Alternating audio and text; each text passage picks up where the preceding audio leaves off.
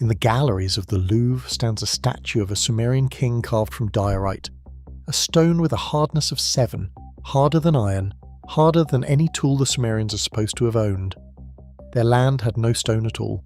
They hauled diorite across 600 kilometers of desert and sea when soft limestone sat closer. One clay tablet explains the choice. It names what the diorite was selected to survive, using a term that appears exactly once in all of cuneiform writing. Stay with me until the very end, because this may change how you see history. But here's what makes this stranger. The tablet was almost lost twice. It was excavated at Tello, ancient Girsu, during the French campaigns that began under Ernest de Sarzec in 1877, one clay fragment among the roughly 40,000 tablets pulled from that mound. It was catalogued in 1901 as a workshop text of uncertain classification. Not a hymn, not a royal dedication, an administrative record. The cataloguer filed a brief note, assigned it an inventory number, and moved on. He never returned to it. For over a century the tablet sat in storage, one anonymous rectangle of clay among tens of thousands, its classification never revisited, its contents never fully published. Then in 2014, a doctoral researcher photographing workshop text for a dissertation on Sumerian labour organisation imaged the tablet along with several hundred others. The photograph was shared on a closed academic forum dedicated to cuneiform administrative records. Within days, the thread drew attention from outside the dissertation committee. Within a week, it was removed. The researcher's imaging access was suspended pending review. But the photograph had already been copied, and what it showed was not a labour record. It was a specification. The tablet is written in the same dry administrative register Sumerian scribes used for barley accounts and brick tallies. No gods invoked in the operative lines. No royal titulary beyond a standard dating formula. Just columns of technical requirements, the way a modern procurement document lists them. And the requirements break into 3 components. The first component is the material itself. The tablet specifies Na4Yesi, the Sumerian term for diorite, and it does not simply name the stone. It lists selection criteria. Resistance to the chisel is one criterion, stated as the number of strikes the surface must withstand without flaking. Resistance to fire is another, stated as survival of the stone when placed in the kiln heat used for testing.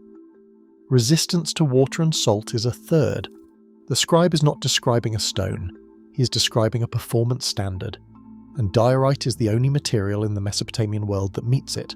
This much, archaeology already confirmed independently.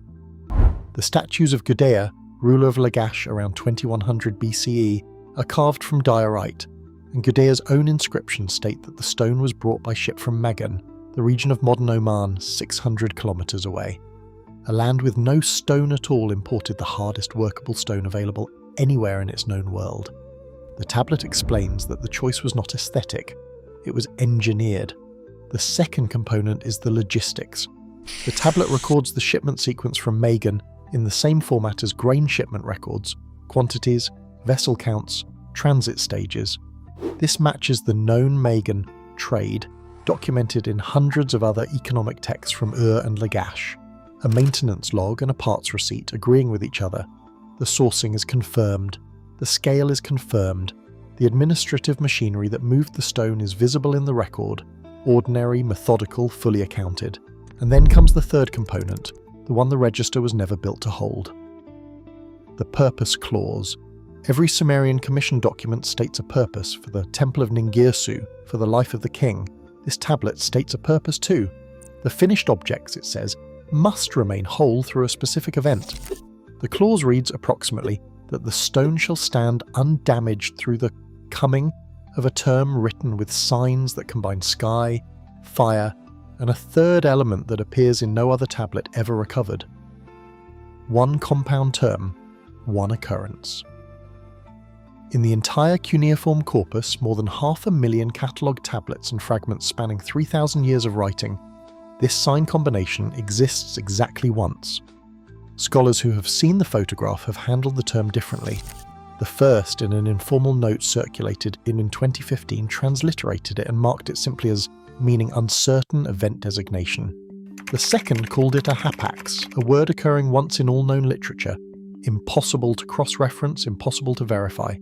The third, an Assyriologist who addressed it briefly in a 2019 workshop on administrative terminology, described it as a term from a technical vocabulary that left no other trace, a register of Sumerian we do not possess, not partially recovered, not possessed at all. Think about what that means in an administrative document. Sumerian scribes were the most literal writers in the ancient world. They did not use metaphor in procurement texts. When a tablet says 30 gur of barley, there are 30 gur of barley. When a tablet lists kiln testing for fire resistance, stone went into a kiln. And when this tablet says the objects must survive a named event, the scribe believed the event was real, specific, and definable enough to write into a specification, the way a modern engineer writes a load rating into a bridge design. The scribe knew what the word meant, his supervisor knew, the workshop knew. The knowledge was ordinary enough to be filed, and it has vanished so completely that the finest philologists alive cannot recover it.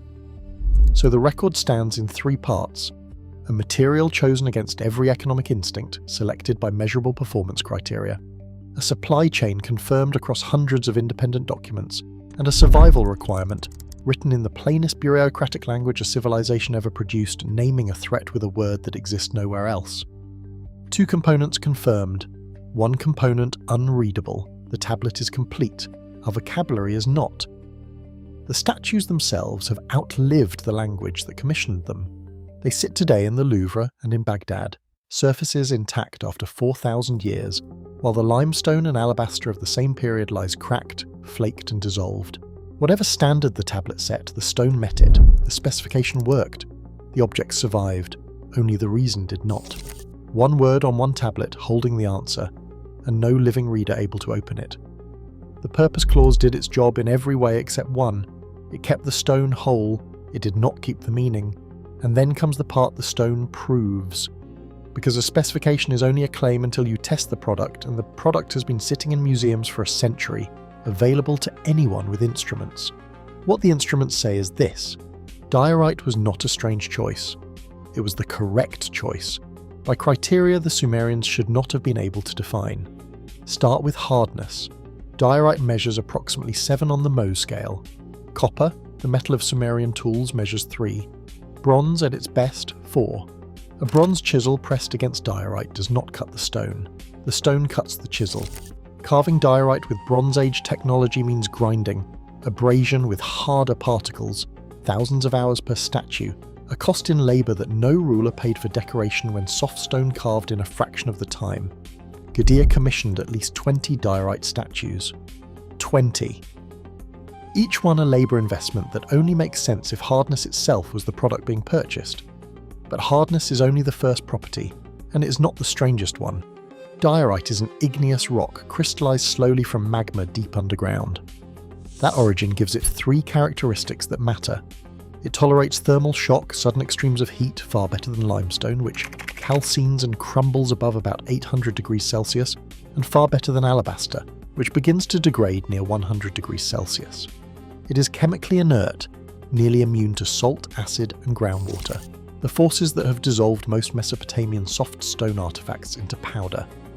And its interlocking crystal structure resists impact fracture, distributing shock through the matrix instead of splitting along bedding planes, because unlike sedimentary stone, it has no bedding planes to split along. Now put those properties beside the tablet.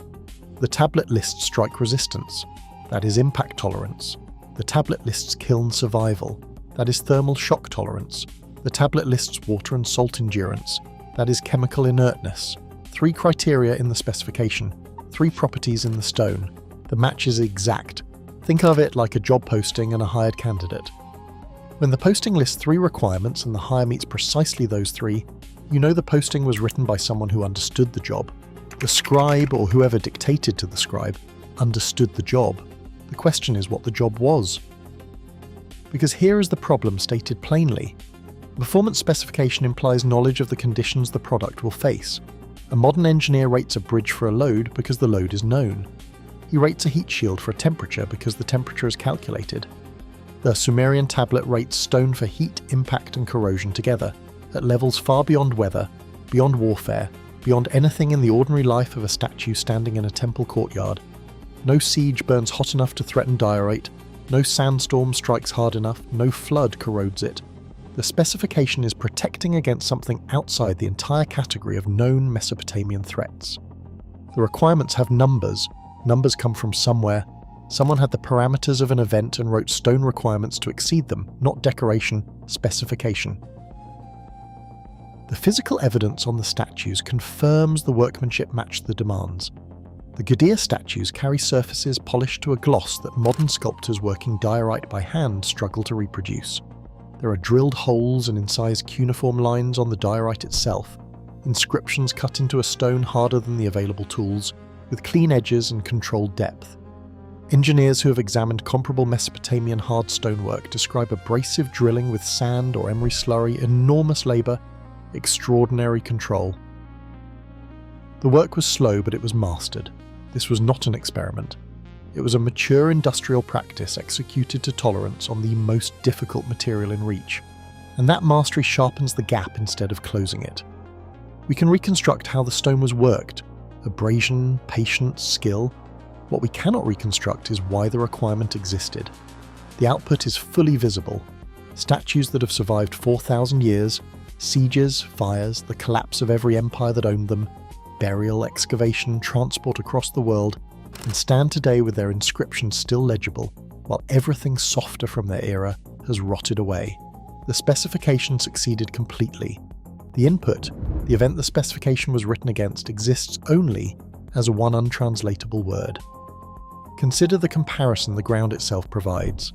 Tello, Nippur, and have yielded thousands of alabaster and limestone fragments, statues reduced to featureless lumps by salt and water, inscriptions eaten off their surfaces. The soft stone carried the same kinds of dedications, the same royal names, the same prayers for permanence. The prayers failed. The soft stone forgot everything it was told to remember. Only the diorite remembered. Whoever wrote the specification knew, in advance, which prayers would fail and which stone would not, and put the knowledge in a procurement document instead of a hymn.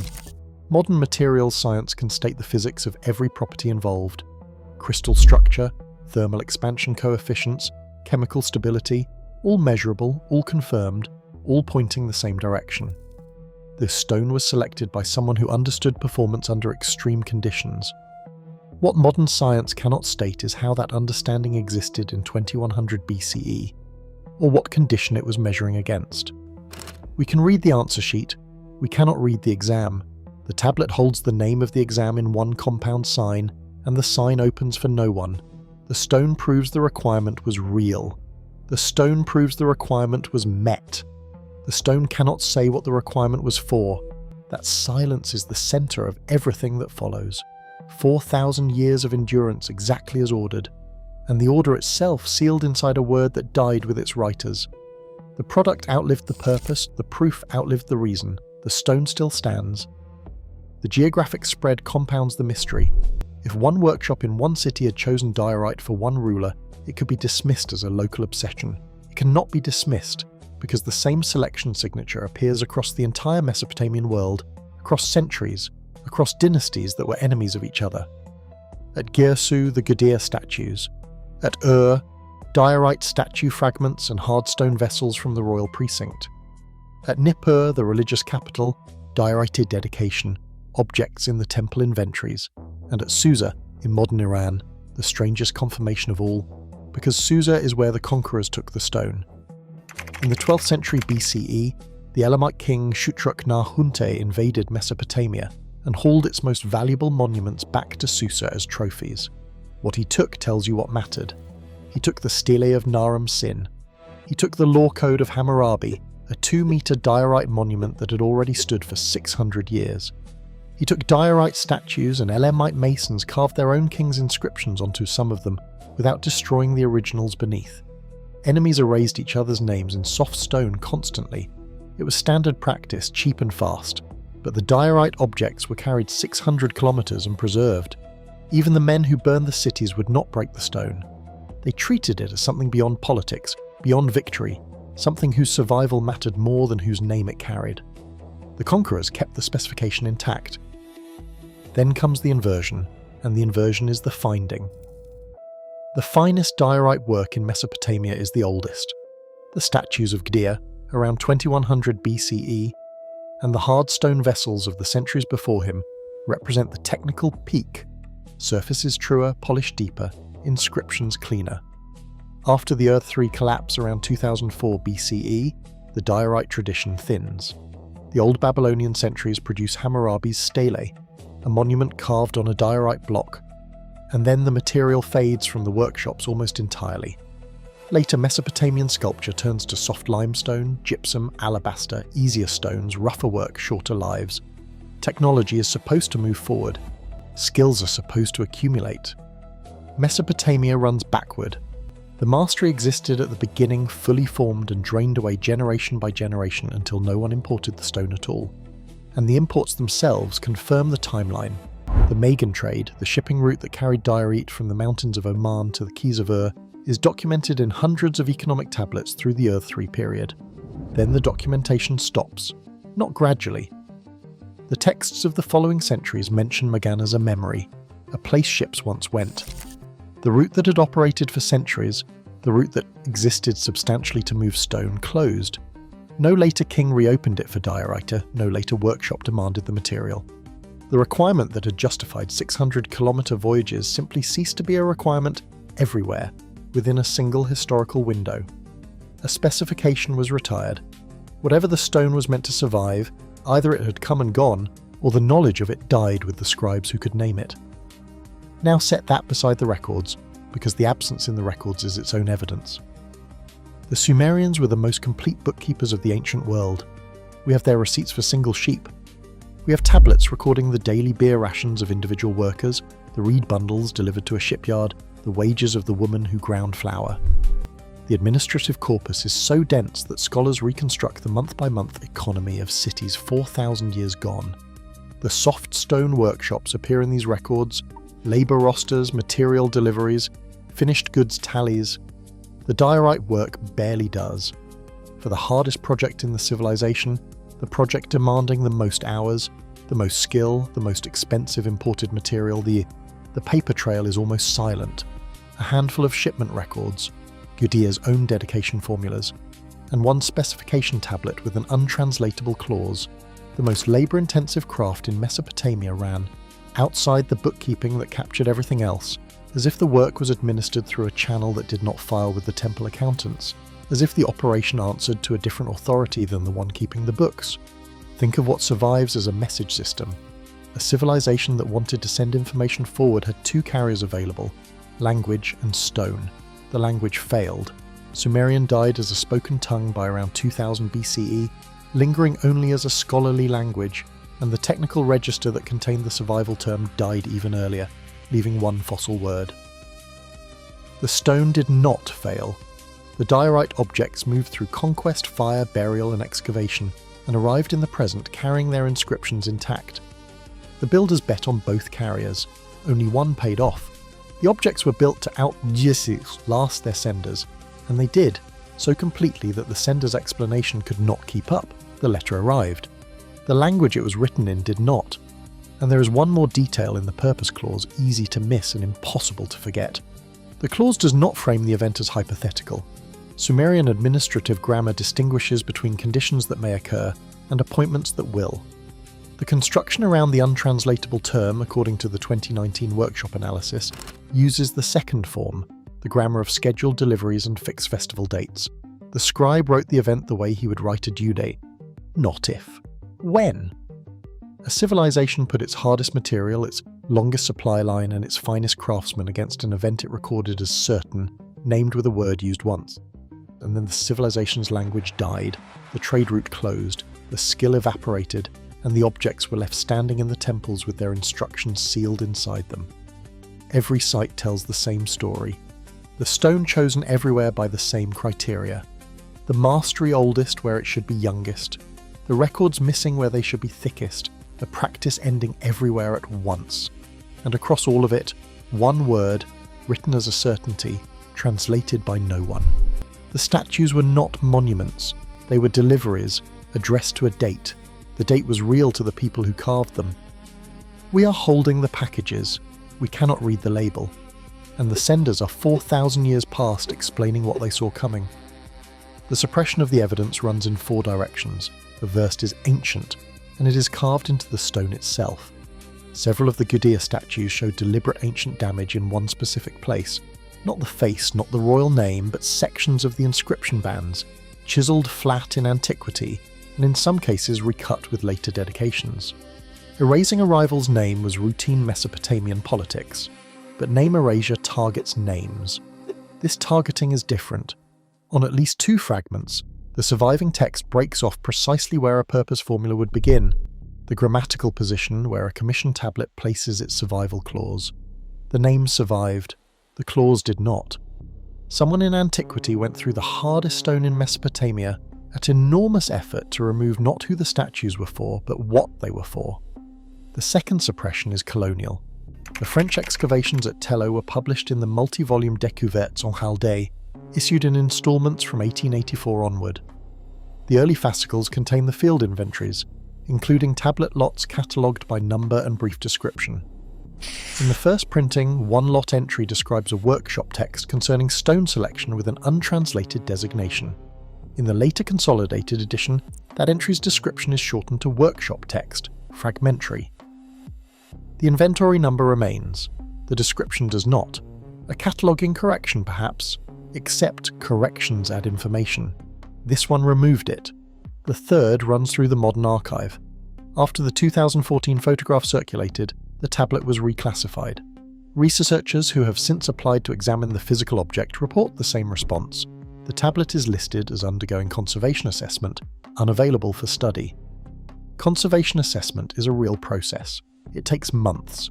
This one has taken more than a decade. No conservation report has been published. No new images have been released. The object exists in the catalogue and cannot be seen. The fourth suppression is the one still active.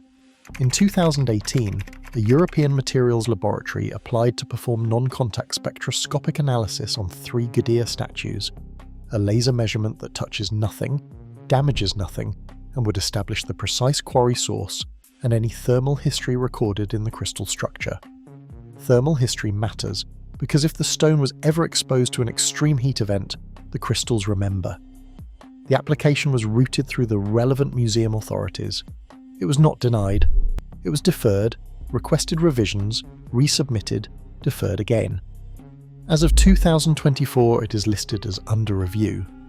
The measurement that would show whether the diorite ever faced the conditions it was specified against has been pending for 6 years. The instruments exist. The statues are on public display, meters away from anyone who visits. The question stays unasked. Now, let me be clear about what I'm saying and what I'm not. I am not saying the Sumerians predicted a catastrophe we can name.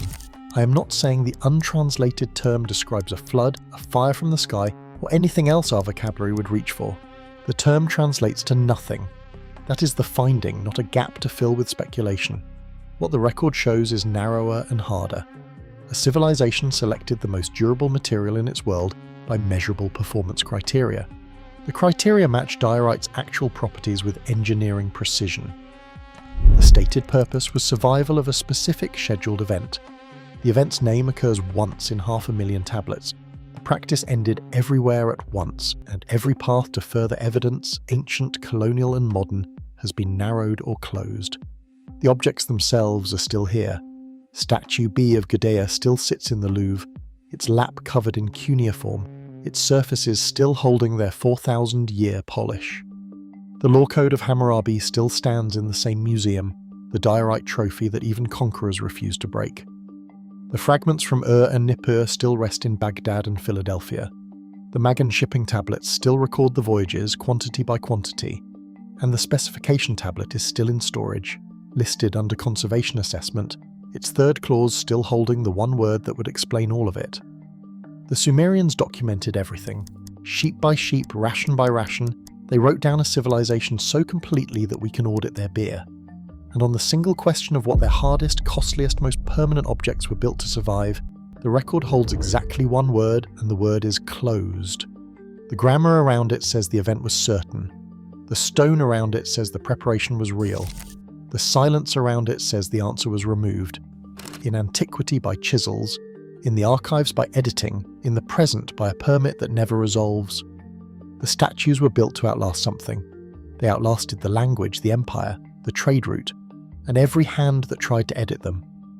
They are still standing in climate-controlled rooms, still carrying their sealed instructions, still waiting out a schedule written by people who used the grammar of certainty. The laser that could read the stone's memory sits unused. The tablet that names the events sits unavailable. The stone has been keeping its appointment for 4,000 years. Someone has been making sure we never learn what the appointment was.